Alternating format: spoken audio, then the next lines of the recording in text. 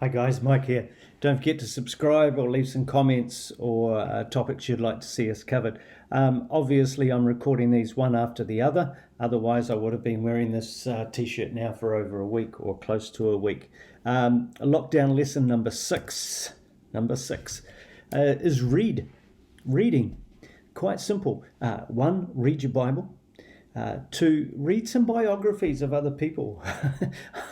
I remember as a young fellow, one of the first books I got out from the library was on Winston Churchill, the great British Prime Minister and leader of during World War II.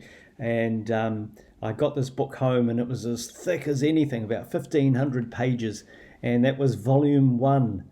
Needless to say, I never quite started volume 2, but anyway, you can see what my intention was. It was to read.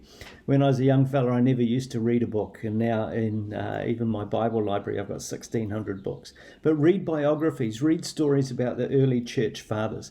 Pastor Bruce on Sunday morning, starting the series on faith. By faith, he talked about early missionaries. He talked about some of these heroes of our faith.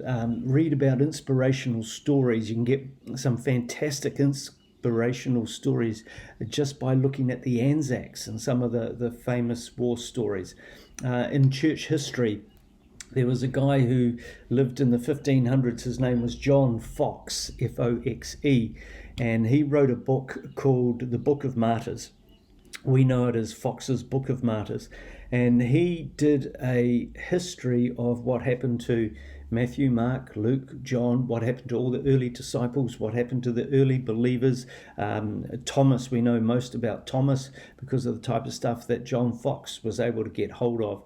And he was not only a historian, but he was a biographer of these people's lives. It's a great book. It will inspire you, or it'll frighten the living daylights out of you. But either way, you'll be the same. So for me, I like to have a diet of biographies on missionaries, even Corrie ten Boom and Billy Graham, and inspirational people that are living in our times. Ravi Zacarias, David Pawson, Derek Prince. It's great to read about their lives and to see the things they've overcome and the encouragement they can leave for us, simply because we take the time to learn a lockdown lesson, and that's not waste our time, but read and get yourself informed.